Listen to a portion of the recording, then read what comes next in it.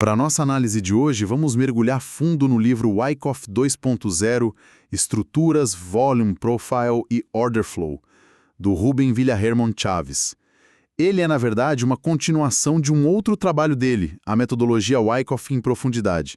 E a proposta aqui, olha, é ousada. A missão é clara: pegar a lógica clássica do Richard Wyckoff, que é um gigante, né, da análise técnica lá do início do século XX. Um dos pioneiros. Exato. E turbinar essa lógica com ferramentas que assim nem sonhavam em existir na época dele, coisas como Volume Profile e Order Flow. O autor defende que os mercados mudaram tanto, mas tanto, que o próprio Wyckoff, se estivesse vivo hoje, ele estaria na vanguarda, sabe? Usando tudo isso para evoluir o método dele. Exatamente. E esse, eu acho, é o ponto de partida que define o livro todo. A ideia não é tratar a metodologia como um dogma, algo sagrado, ou primitivo, como o autor chega a dizer. É sobre adaptar os princípios. E o princípio mais fundamental, que esse sim nunca muda, é a lei da oferta e da demanda. A proposta do livro é: vamos usar essas ferramentas modernas para entender essa lei em ação hoje, em vez de ficar tentando forçar o mercado de agora em moldes de 100 anos atrás. É saída decoreba, então. É saída decoreba de rótulos, porque na prática, né, é quase impossível que duas estruturas de preço sejam perfeitamente iguais. Ok, vamos desempacotar isso. E um ótimo ponto de partida é justamente essa crítica à obsessão por rótulos. O livro fala que muitos analistas se frustram tentando encontrar no gráfico, sabe, com perfeição cirúrgica, todos os eventos clássicos, o clímax de venda, o rally automático. O teste secundário. Isso. Vira quase uma caça ao tesouro que nem sempre dá em nada. O autor diz que essa busca pela perfeição é um erro fundamental. E é um erro porque desvia o foco do que realmente importa. O mercado, assim, ele não lê o mesmo livro que a gente. Boa. A questão não é se você conseguiu nomear os 4 eventos de parada de manual. A questão é: a tendência parou? Sim ou não? O comportamento do mercado mudou. Ele saiu de um movimento direcional claro para uma briga lateral. Se a resposta for sim, pronto, a primeira parte do trabalho está feita. O importante é entender a narrativa. A pergunta que a gente tem que se fazer a cada vela é: quem está no controle agora? São os compradores ou os vendedores? O rótulo ou um detalhe? Essa mudança de foco, de olhar para a história em vez do rótulo, nos leva a uma discussão que o livro traz e que eu achei bem polêmica: a briga entre preço e volume. Todo analista já ouviu aquele mantra, né? O volume precede o preço. Mas o autor aqui, ele meio que joga um balde de água fria nisso. Ele faz uma afirmação bem forte sobre qual dos dois é mais relevante. O que eu acho fascinante é a coragem da afirmação. Ele diz com todas as letras que os dados de preço são, no fim das contas, mais relevantes que os de volume. E qual a justificativa? E o argumento dele é muito bom, pensa bem, o volume durante o dia pode te enganar feio. O exemplo que ele usa é clássico, o futuro do S&P 500. Na abertura da sessão de Nova York, o volume explode. É um pico gigantesco sempre. Se você olhar só para esse volume, ele vai distorcer completamente a sua análise de uma hora antes, na sessão europeia, onde a liquidez era bem menor. Entendi. Então o volume alto, às 3 da manhã, pode ser irrelevante comparado a um volume médio às 11 da manhã. A comparação não é justa. Exato! O preço não tem esse problema. O preço é o resultado final, é o consenso, é a representação de todas as ordens que foram, de fato, executadas. Ele não depende da hora. 1000 pontos são 1000 pontos às 3 da manhã ou ao meio-dia. De certa forma, o preço já contém a informação do volume e de tudo mais. Ele é a verdade final do mercado naquele instante. Certo. Mas se o volume no gráfico de tempo tradicional é sujo, vamos dizer assim, e pode nos enganar, como a gente contorna isso? Porque ainda assim a gente precisa da noção de esforço versus resultado.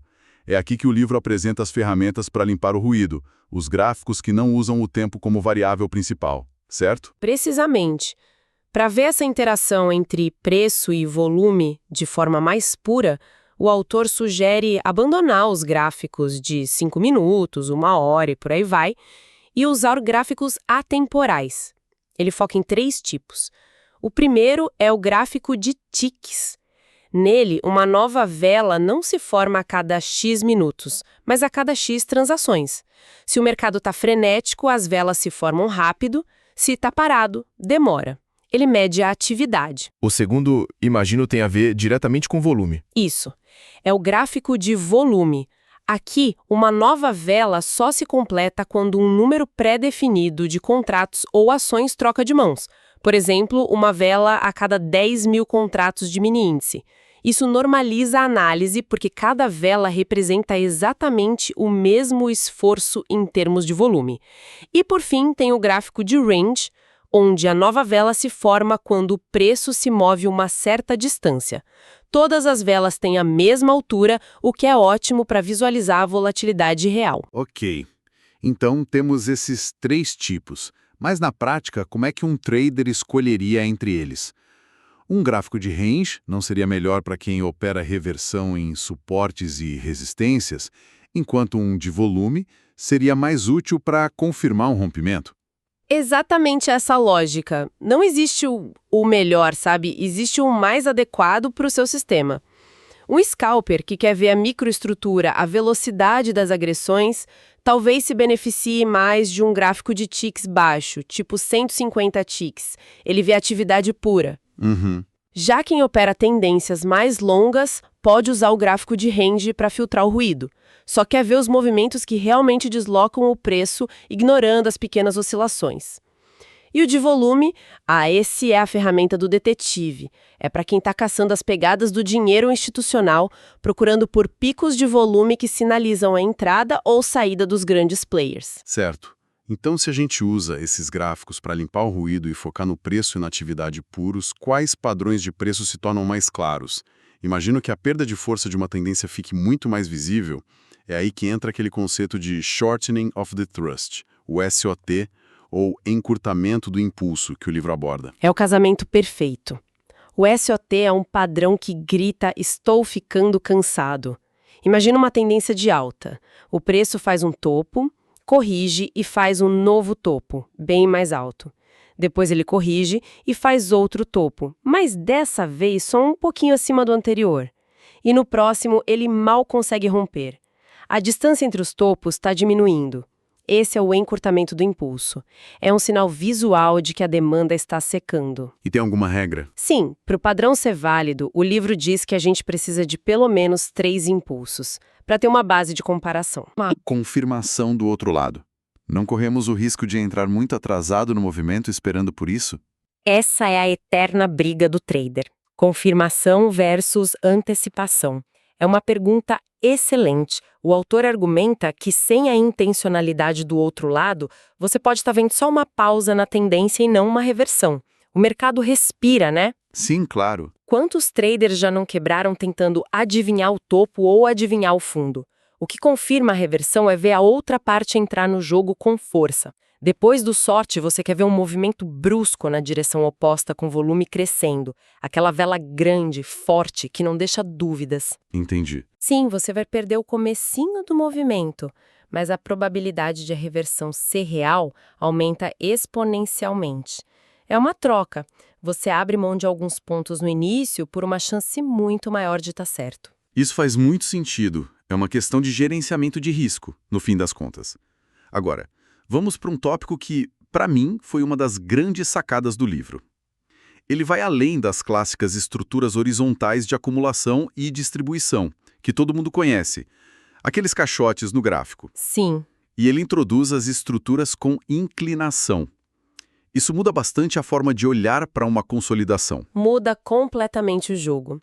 Se a gente conectar isso ao quadro geral, a gente percebe que o mercado não é tão comportado para ficar sempre dentro de caixas perfeitas.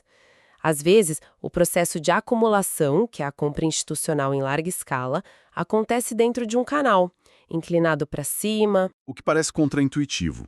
Se eles estão acumulando, por que o preço está subindo? Aí que está a genialidade do conceito. A inclinação para cima durante uma acumulação mostra uma urgência, uma força compradora tão grande que eles não conseguem esperar o preço voltar para a parte de baixo da estrutura. Eles estão dispostos a pagar preços cada vez mais altos para montar a posição. É como se os tubarões estivessem com tanta pressa de comprar que nem esperam o preço recuar. É um sinal de força absurdo, muito mais poderoso do que uma acumulação horizontal, onde os compradores são mais passivos, esperando o preço vir até eles. O mesmo vale ao contrário, para uma distribuição num canal inclinado para baixo. Mostra o desespero dos vendedores. Fascinante. Mas isso não torna a análise um pouco mais subjetiva? Definir um canal inclinado, com topos e fundos ascendentes, parece mais uma arte do que traçar duas linhas horizontais numa caixa? Pode parecer, mas na verdade o que isso faz é te dar uma informação extra valiosíssima sobre a psicologia do mercado. A inclinação é um filtro de força. Se você identifica uma estrutura lateral, mas ela tem um viés, uma inclinação, você já tem uma pista gigantesca sobre quem está com mais vontade de negociar. Em vez de esperar até o final da estrutura para ter uma ideia, a própria forma dela já te conta parte da história desde o início. Ok. Então, seja a estrutura horizontal ou inclinada, chegamos à pergunta de $1 milhão, que todo analista se faz. É como diferenciar, em tempo real, se essa lateralização é uma acumulação, preparando para uma alta, ou uma distribuição, preparando para uma baixa. O livro é brutalmente honesto aqui. É impossível saber com 100% de certeza até que o rompimento aconteça, até que o efeito se manifeste. Tudo é probabilidade. O nosso trabalho como analistas não é prever o futuro, mas sim coletar pistas como uma detetive e construir um caso.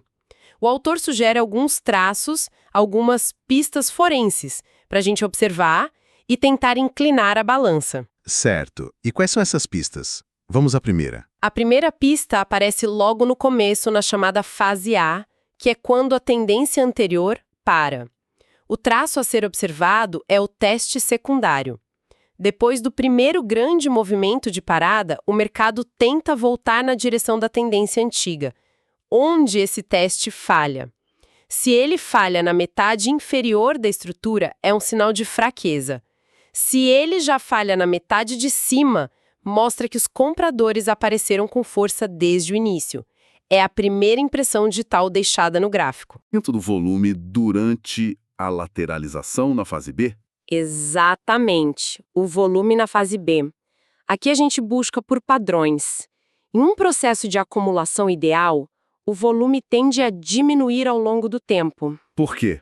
Porque os grandes players estão absorvendo a oferta flutuante. Conforme eles compram, sobra menos papel disponível para venda, então o volume seca. Já nas distribuições é comum ver o contrário. Volumes altos e constantes, picos de volume sem que o preço suba muito. Isso pode refletir a urgência dos institucionais em se desfazer das posições, sabe? Vendendo para qualquer comprador que apareça. Certo. Mas e na prática? O que acontece quando essas pistas entram em conflito? Digamos que o volume na fase B está caindo, o que sugere acumulação, mas o teste secundário que você mencionou aconteceu bem na parte de baixo da estrutura, um sinal de fraqueza. Qual pista tem mais peso nesse cabo de guerra? Excelente ponto. É aí que a análise deixa de ser uma ciência exata e vira uma arte interpretativa. O autor diria para dar mais peso à pista mais recente e, principalmente, à mais violenta. Isso nos leva à terceira e quarta pistas. A terceira é a ação de ruptura na fase D. Quando o preço finalmente tenta sair da estrutura, como ele faz isso? Ele se arrasta para fora ou ele explode? A gente quer ver convicção. Velas de corpo amplo, fechando nas máximas ou mínimas, acompanhadas por um pico de volume.